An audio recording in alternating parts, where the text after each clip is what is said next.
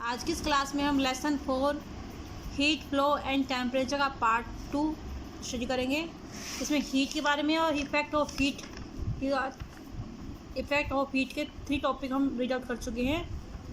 Change in temperature, expansion of matter और change in state, ये हम इसमें देख चुके हैं। आज हम देखेंगे इसमें लेटेंट हीट। क्या देखेंगे? लेटेंट हीट मतलब गुप्त ऊष्मा। Latent heat, when we heat some ice in a beaker, it melts at 0 degree Celsius. Its temperature stay at 0 degree Celsius until all the ice melt. जब हम किसी भी बीकर के अंदर अगर हम बर्फ़ को पिघलाते हैं, उसको हीट देते हैं, तो जो बर्फ़ है वो 0 डिग्री सेल्सियस पिघलना स्टार्ट हो जाती है, लेकिन उसका टेम्परेचर क्या कहता है? स्टे रहता है, स्थायी रहता है, जब तक कि पूरी बर्फ़ ना पिघल जाए। हम उसको हीट दे रहे हैं लेकिन वो पिघलती जाती है, लेकिन उसका टेम्परेचर इंक्रीज ही नहीं होता। तो जब हमने हीट दी, वो हीट कहाँ गई है ना, उसके बारे में स्टडी हम इसमें करेंगे। उसको हम बोलते हैं latent heat. Only when all the ice has melt, केवल तभी जब सारी आइस पिघल जाती है, इस temperature start rising again sharply, उसके बाद इसका टेम्परेचर तेज़ी से बढ़ना शुरू होता है। We were supply heat to the ice, हम क्या कर रहे थे? आइस को हीट सप्लाई कर रहे थे लगातार। While it was melting yet, जबकि ये क्या कर रही थी? पिघल रही थी। Yet there was no change in temperature, यद्यपि वहाँ पर टेम्परेचर में कोई भी चेंज नहीं था। हमने लगातार आइस को हीट दी है, लेकिन आइस पिघलती रही है, लेकिन उसका टेम्परेचर इंक्रीज नहीं हुआ जब तक कि पूरी आइस नहीं पिघल गई। All the heat supplied was hidden और वाज लेटेंट, जो भी हमने हीट सप्लाइड की है जब तक उसका टेम्परेचर इंक्रीज नहीं हुआ, सिर्फ पिघला है, उससे हीट को हम बोलते हैं हिडन या फिर लेटेंट हीट। क्या बोलेंगे इसको? लेटेंट हीट या hidden heat. Once all the ice has melted, जब एक बार सभी आइस पिघल जाती है, the heat supplied could be detected by the thermometer, उसके बाद में जो हीट है वो थर्मामीटर के द्वारा उसको पहचान सकते हैं, डिटेक्ट कर सकते हैं। The heat supplied to a substance which change its state without any change in temperature is called latent heat. ऐसी हीट जिसको हम किसी सब्सटेंस को सप्लाई करते हैं जो कि उसकी अवस्था में चेंज इट्स स्टेट, उसकी अवस्था में चेंज करती है, जैसे आइस को लिक्विड में चेंज कर दिया without any change in temperature, लेकिन टेम्परेचर में कोई चेंज नहीं करती, वही 0 डिग्री सेल्सियस पर आइस पिघलती रहती है। इस प्रकार की हीट को बोलते हैं लेटेंट हीट। एक फिर से हम देखते हैं इसको। लेटेंट हीट, लेटेंट हीट क्या होती है? एक सब्सटेंस को दी गई वह ऊष्मा होती है जो क्या करती है? अवस्था को चेंज कर सकती है। सॉलिड को लिक्विड में चेंज कर सकती है, लिक्विड को वेपर में चेंज कर सकती है, लेकिन उसके टेम्परेचर में कोई इंक्रीज नहीं होगा, टेम्परेचर में कोई परिवर्तन नहीं होगा, उसको बोलते हैं लेटेंट हीट। जैसे हमने देखा यहाँ पर बर्फ़ थी, बर्फ़ को हमने हीट दिया, हीट देने से क्या वो पिघल रही है, लेकिन उसकी टेम्परेचर में कोई इंक्रीजमेंट नहीं हो रहा है। आगे हम देखते हैं chemical and biological changes. Many things you see and use each day, अनेक प्रकार की वस्तुएं आप देखते हो, प्रत्येक दिन यूज़ करते हो। Involving chemicals changes are caused by heat, यहाँ तक हम देखते हैं कि उसके अंदर जो केमिकल चेंज होते हैं वो हीट के द्वारा होते हैं। The baking of bread and the changing of colour of autumn leaves are example of such chemical changes. जब हम ब्रेड को पकाते हैं, ब्रेड बनाते हैं, और जो ऑटम सीजन के अंदर जो पत्तियों का कलर बदल जाता है, ये सब कैसे होते हैं? केमिकल चेंज होते हैं। So is the digestion of food, और इसी प्रकार से डाइजेशन ऑफ फूड, भोजन का जो पाचन है वो भी क्या होता है? एक केमिकल चेंजेज होता है। We boil milk and water in order to kill the harmful bacteria present in them, हम पानी के अंदर और दूध के अंदर जो भी बैक्टीरिया होते हैं उसको मारने के लिए, हार्मफुल बैक्टीरिया को मारने के लिए उसको उबालते हैं। Most of the birds incubate their eggs bye sitting on them, अधिकांश जो पक्षी होते हैं वो अपने एग के ऊपर बैठ करके उनको गर्मी देते हैं, इंक्यूबेट करते हैं। This behaviour keep the eggs warm, इस प्रकार बिहेवियर उनके अंडों को गर्म रखता है। As the young ones develop, इससे उनके जो अंडे के अंदर बच्चे होते हैं, यंग वंस होते हैं, वो डेवलप होते हैं, उनका विकास होता है। These are example of biological changes, इस प्रकार के जो एग्जाम्पल है कौन से हैं? बायोलॉजिकल चेंजेस के एग्जाम्पल हैं। अब यहाँ पे कुछ क्वेश्चन हैं जिसको आपको नोटबुक में नोट करना है। The more in the motion the more is the heat produce, how will you show it, आप किस प्रकार से शो करोगे कि अगर हमने मोशन अधिक की है तो उसमें हीट पे अधिक प्रोड्यूस होगी। तो हमने आप पहले रीड आउट किया था कि हम हाथों को अगर अच्छे से रब करते हैं तो जितना हम रब करेंगे उतनी अधिक हीट उत्पन्न होती है। नेक्स्ट है When will the molecules that make up a pen move from rigorously? What is it hot or when it is cold? जब एक पेन के जो मोलिक्यूल होते हैं वो जब ठंडे होंगे तब अधिक तेज़ी से गति करेंगे या फिर गर्म होंगे तब, तो इसमें क्या आएगा? When it is hot. What is the main source of heat for us? हमारे लिए मेन सोर्स हीट का क्या है? हमारे लिए मेन सोर्स हीट का है sun. Sun is the main source of the heat for us. What do you understand by kinetic energy? आप काइनेटिक एनर्जी से क्या समझते हो? काइनेटिक एनर्जी वह हीट होती है जिसके किसी सब्सटेंस के मटेरियल होते हैं वो मूव करेंगे. मूव करने से क्या होता है? उसके अंदर हीट इंक्रीज होगी, उसका टेम्परेचर इंक्रीज होगा. उस एनर्जी को हम बोलते हैं काइनेटिक एनर्जी. हम इसको पीछे रीड आउट कर चुके हैं. नेक्स्ट है why do railway engineers leave gap between the joint of rails. जो रेलवे इंजीनियर्स होते हैं वो रेल के जॉइंट्स के बीच में गैप क्यों छोड़ते हैं?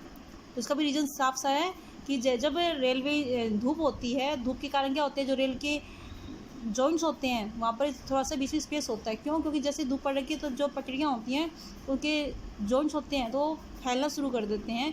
और फैलने से क्या होगा? उसके अगर वो जुड़े हुए होंगे तो उसके अंदर कर्व बन जाएगा. कर्व बनने से उनको शेप बिगड़ जाएगी जिससे किस प्रकार हादसे हो सकते हैं. तो अब उसके बीच में स्पेस है तो वो अपने जगह को फिल कर लेते हैं जब गर्मी में फैलते हैं तब. और सर्दी में जो सिकुड़ते हैं तो वो वापस अपनी पुरानी पोजीशन में आ जाते हैं, उनको टूटने का चांस नहीं रहता है.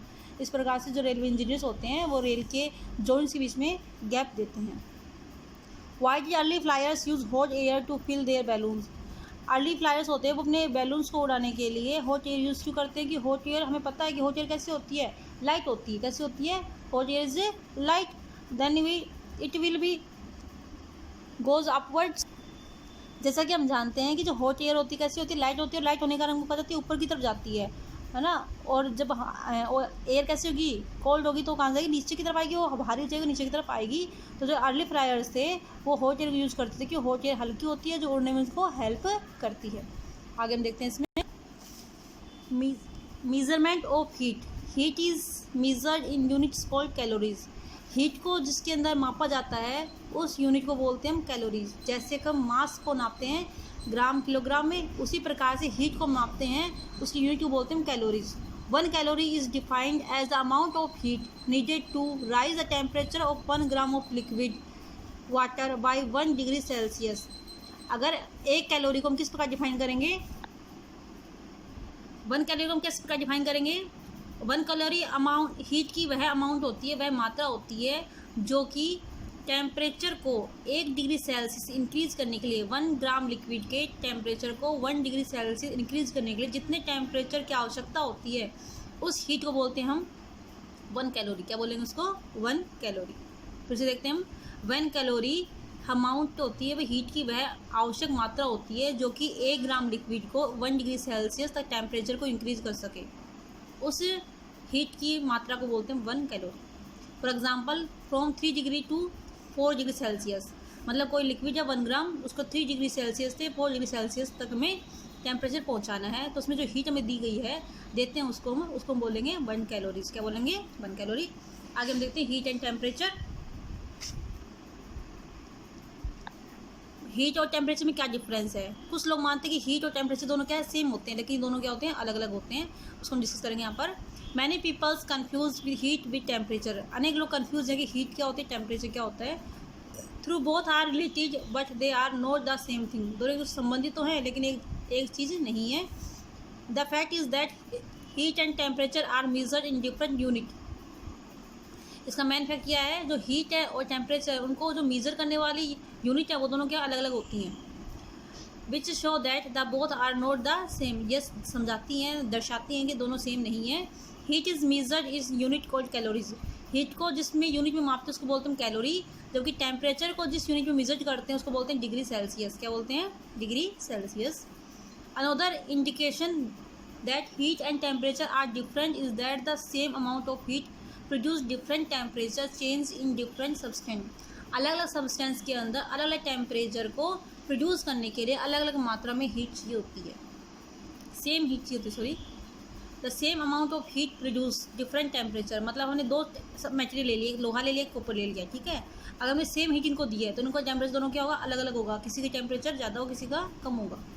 दिस इज़ बिकॉज क्योंकि some substance absorb heat energy better than other substance, क्योंकि कुछ सब्सटेंस ऐसे होते हैं कि एनर्जी को, हीट को दूसरे की तुलना में अच्छे से एब्जॉर्ब कर सकते हैं, और जितना एब्जॉर्ब करेंगे उसका टेम्परेचर उतना ही अधिक होगा। The quantity by which you can compare the hotness और coldness of bodies is called temperature.